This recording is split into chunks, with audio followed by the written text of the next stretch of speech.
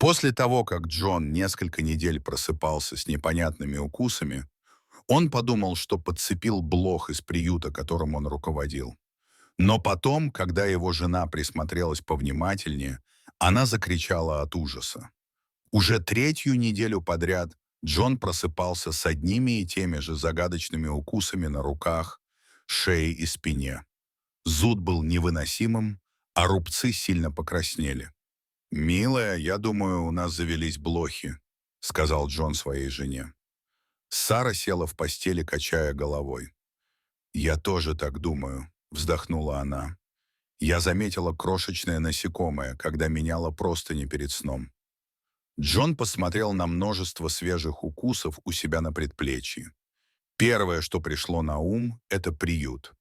Джон управлял приютом для бездомных в их маленьком городке, местом, которое ему очень нравилось. Но приют расширялся, и так много людей приходило и уходило, что казалось неизбежным, что он принесет домой что-то ненужное. Он вздохнул, проведя рукой по своим растрепанным волосам. «Давай разберемся с этим завтра», — прошептал он жене, ложась обратно. На следующее утро за завтраком пара обсудили дальнейшие действия. Хотя Сара злилась на своего мужа за то, что он приводил нежелательных гостей, и жаловалась на то, что ей всегда приходится поддерживать чистоту в доме, Джону удалось ее успокоить. Тем не менее, она сразу же разработала план. Всю следующую неделю они вместе пылесосили, отпаривали и вычистили каждый уголок в своем доме, выбросив простыни, подушки и даже старые коврики. То же самое сделали и в приюте, наняв профессионального дезинфектора для осмотра и обработки помещений. Однако спустя несколько недель никаких улучшений замечено не было. Укусы все еще продолжали появляться на теле Джона. Каждое утро он просыпался с новыми рубцами на коже. Сара тем временем оставалась совершенно нетронутой, что заставило их задуматься. «В этом нет никакого смысла», — воскликнул Джон. Однажды вечером его раздражение зашкаливало. Почему не помогают дезинфицирующие процедуры? И почему пострадал только я? У Сары не было ответа на его вопросы. Она тоже была измучена постоянной уборкой и беспокойством.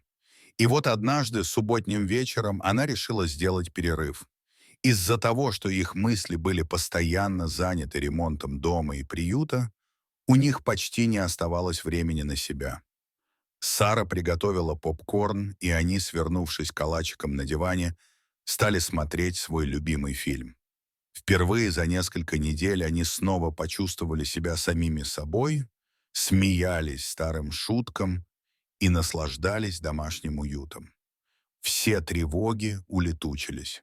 Но на середине фильма смех Сары оборвался. Она наклонилась ближе к Джону и, прищурившись, уставилась на его голову. «Замри на секунду», — сказала она напряженным от беспокойства голосом. «В чем дело, малыш?» — растерянно спросил Джон. Сара не ответила. Вместо этого она наклонилась ближе и отвела его волосы в сторону, чтобы лучше рассмотреть. Ее рука взлетела ко рту, а лицо побледнело. «Боже, нет!» — закричала она в ужасе, отшатнувшись. Джон застыл, его сердце бешено колотилось в груди. «Что не так?» Он выпрямился и посмотрел на нее. Сара уже доставала свой телефон. «Нам нужно срочно показаться врачу. Я расскажу тебе по дороге», — сказала она и, взяв Джона за руку, повела его к машине. В клинике доктор внимательно выслушал рассказ Сары, начиная с укусов Джона, их неудачных попытках бороться с блохами и заканчивая тем, что она увидела в его волосах. Доктор Карлос спокойно слушал, кивая и делая пометки. Затем он жестом пригласил Джона сесть в кресло для осмотра. Он взял пару перчаток и раздвинул волосы Джона, внимательно вглядываясь. На коже Джона были видны небольшие бугорки, которые могли бы выглядеть как крошечные кисты. Но когда он взял увеличительное стекло, доктор обнаружил, что они скрывают. В коже головы Джона появились маленькие дырочки, в которых копошились микроскопические подвижные существа. «Боюсь это говорить, но это не блохи», — сказал доктор Карлос. «Вы недавно ели сырое мясо или общались с людьми, которые могли проглотить испорченную пищу?» «Я работаю в приюте для бездомных», — ответил Джон. Он не был уверен, что проблема возникла именно там, но знал, что некоторые из людей, которым он помогал, привыкли к не самым лучшим гигиеническим условиям. «Это может объяснить, как вы заразились», — сказал доктор. Джон и Сара обменялись встревоженными взглядами. «Что именно он подхватил?» — спросила Сара дрожащим голосом.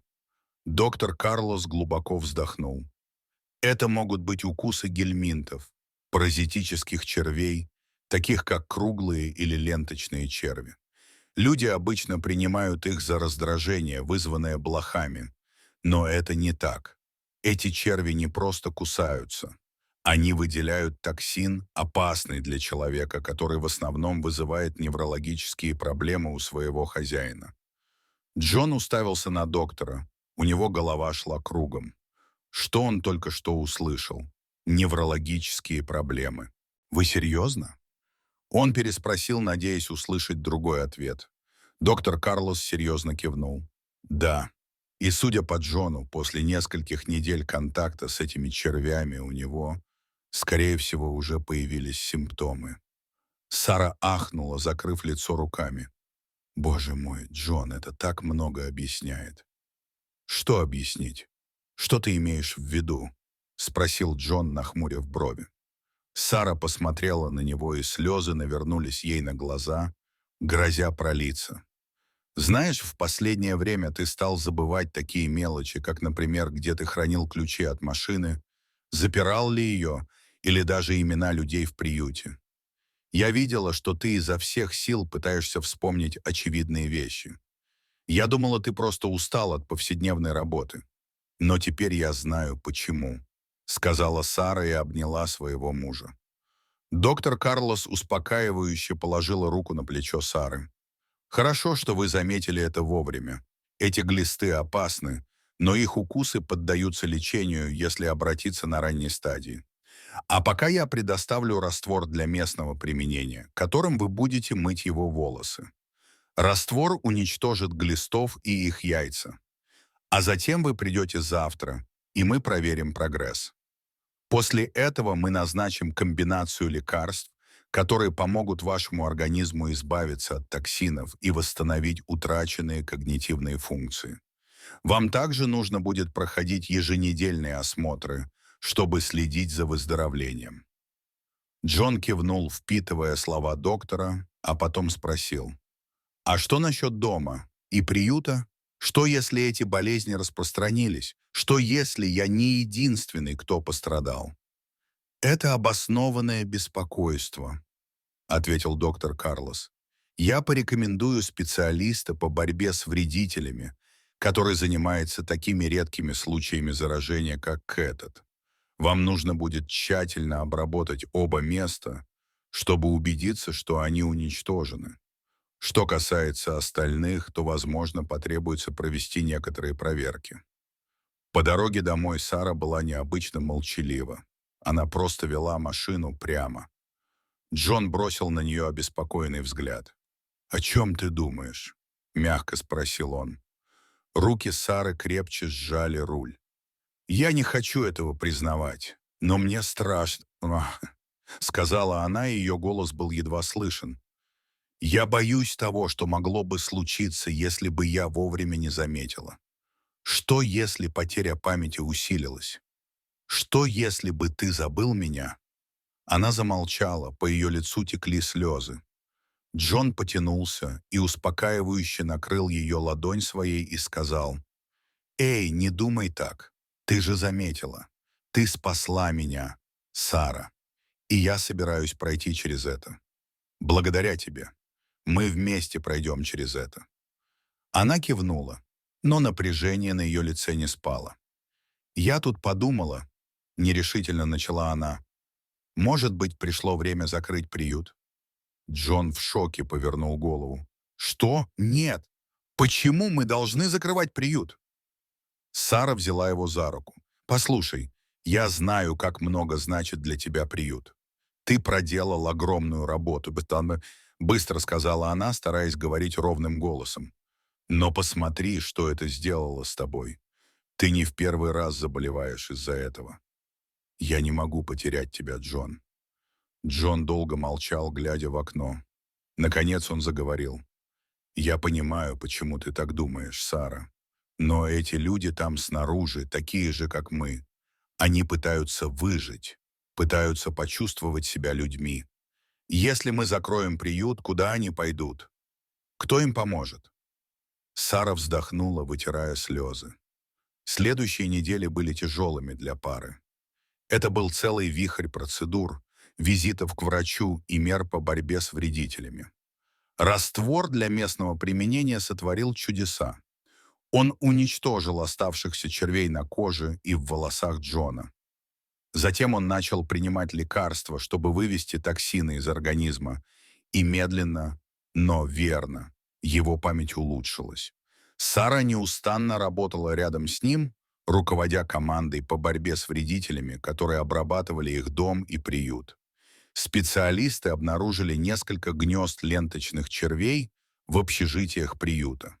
Скорее всего, они были занесены кем-то, кто по незнанию был их носителем. Обработка приюта была кропотливым процессом, но в конечном итоге вредители были уничтожены. Были организованы регулярные проверки на вредителей, и Сара рассказала жителям о гигиене и борьбе с вредителями. Изменения, которые она внесла, изменили мир к лучшему, и вскоре приют работал лучше, чем когда-либо. Когда Джон вернулся в приют, все были счастливы. В то утро в приюте царила тихая суета, когда он вошел в его двери. Обитатели тепло приветствовали его. За эти годы Джон установил прочные связи со многими из них, и они скучали по нему те несколько недель, что его не было рядом. Приют был не просто зданием. Это был второй шанс для стольких людей, и это напомнило ему, почему он так упорно боролся за то, чтобы сохранить его открытым. Его размышление прервал стук в дверь. Это была Сара, державшая поднос с 2 чашками кофе. Теперь она стала частью приюта и принимала участие в его делах. «Знаешь, мне кажется, я наконец-то поняла смысл приюта по-настоящему», — сказала Сара. Джон заинтригованно приподнял бровь. Она на мгновение заколебалась, затем сказала: «За те несколько недель, что я здесь, я увидела, как это место помогает людям. А еще раньше, пока ты не приехал, я увидела, как люди дорожат тобой. У них у всех такое выражение лица, как будто они здесь свои, как будто они нашли свое предназначение. И я поняла, что это место не просто помогает людям выживать, оно помогает им исцеляться».